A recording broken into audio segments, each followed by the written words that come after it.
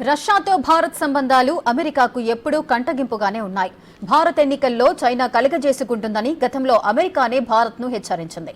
అలా నమ్మకంగా ఉన్న అమెరికా ఇప్పుడు భారతదేశాన్ని నిందిస్తూ నివేదికలు ప్రచురిస్తోంది. అమెరికా తన మిత్రదేశమైన కెనడాను సమర్థిస్తూ గతంలో భారత్ను పరోక్షంగా నిందించకపోలేదు. అలాగే ఇప్పుడు కూడా రిపోర్ట్ల రూపంలో భారత్పై ఆరోపణలకు దిగింది. అసలు నివేదిక ప్రకారం భారత్ చేసిన తప్పేంటి? సదరు నివేదిక ఏ అంశాలను దాచి ఉంచింది?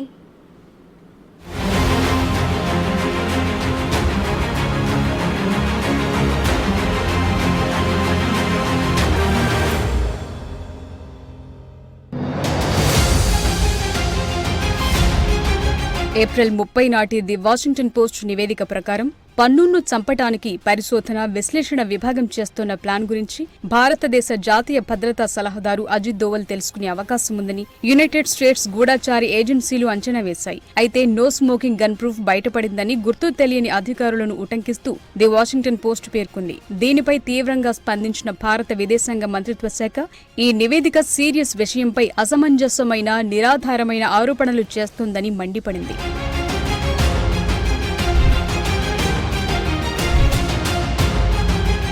న్యూయార్క్లోని సదరన్ డిస్ట్రిక్ట్ యుఎస్ అటార్నీ కార్యాలయం పన్నూన్ హత్యకు సంబంధించి వాదనలు వింటోంది. ఈ క్రమంలో నవంబర్ 29న నిఖిల్ గుప్తా అనే మరో భారతీయ పౌరుడిపై హత్య కుట్రకు సంబంధించి హత్య ఆరోపణలు దాఖలు చేసినట్లు ప్రకటించింది.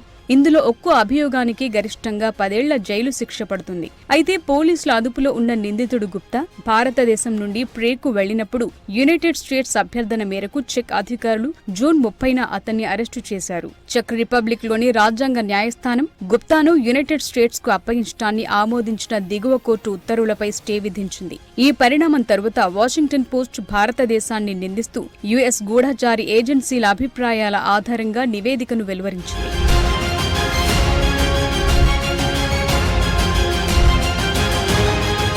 అమెరికాకు చెందిన ఖలిస్తానీ వేర్పాటువాది పన్నూన్ను హతమార్చేందుకు విదేశీ గూఢచార సంస్థకు చెందిన India research and analysis wing రా అధికారి ఒకరు హైర్ టీంకు ఆదేశాలు పంపినట్లు యుఎస్ వార్తాపత్రిక వాషింగ్టన్ పోస్ట్ నివేదిక పేర్కొంది. ఖలిస్తానీ వేర్పాటువాద ఉద్యమానికి ప్రముఖ నాయకుడిగా ఉన్న సిక్కుల న్యాయవాదిని చంపేయాలని రా అధికారి విక్రమ్ యాదవ్ ఆదేశాలిచ్చారని పేర్కొంది. యుఎస్ గూఢచార సంస్థలు పన్నూన్ను లక్ష్యంగా చేసుకున్న ఈ ఆపరేషన్ను ఆ సమయంలో రా చీఫ్ సుమంత్ గోయల్ ఆమోదించారని నివేదిక పేర్కొంది.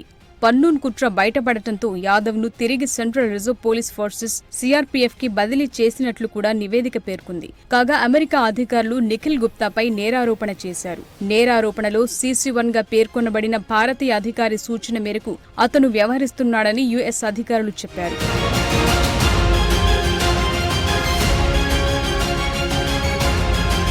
అయితే అమెరికా కనుసన్నల్లో రూపొందించిన వాషింగ్టన్ పోస్ట్ నివేదిక కొన్ని ముఖ్యమైన విషయాలను ప్రస్తావించలేదు. ఖలిస్తాన్ వేర్పాటువాదుల గత కొన్ని సంవత్సరాలుగా కెనడా, ఆస్ట్రేలియా, యుఎస్లో ర్యాలీలు, ప్రజాభిప్రాయ సేకరణలు నిర్వహిస్తున్నారనే అంశాన్ని పేర్కొనలేదు.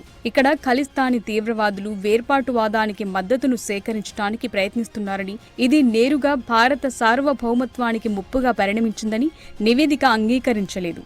భారత వ్యతిరేక భావాలను రెచ్చగొట్టేందుకు హింసాత్మక ఖలిస్తానీ తీవ్రవాదులు కెనడా, అమెరికా నేలను ఉపయోగించుకున్నారని గుర్తించడంలో పాశ్చాత్య ప్రభుత్వాలు విఫలమయ్యాయనే అంశాన్ని ప్రస్తావించలేదు. వీటన్నిటిని బట్టి అమెరికా కావాలని భారత్పై నిందలు మోపుతోందని స్పష్టమైంది. అమెరికా మిత్రదేశమైన కెనడాకు వత్తాసు పాడుతూ అంతర్జాతీయ సమాజంలో భారత్ను ఇరుకున పెట్టడానికి ప్రయత్నిస్తోంది. కాబట్టి ఈ విషయంలో అమెరికా పక్షపాత వైఖరిని రష్యా ఖండిస్తూ భారతదేశాన్ని హెచ్చరించింది. భారత సార్వత్రిక ఎన్నికల సమయంలో భారత్ను అస్థిరపరచడం కోసం అమెరికా ప్రయత్నిస్తున్నట్టు తెలిపింది.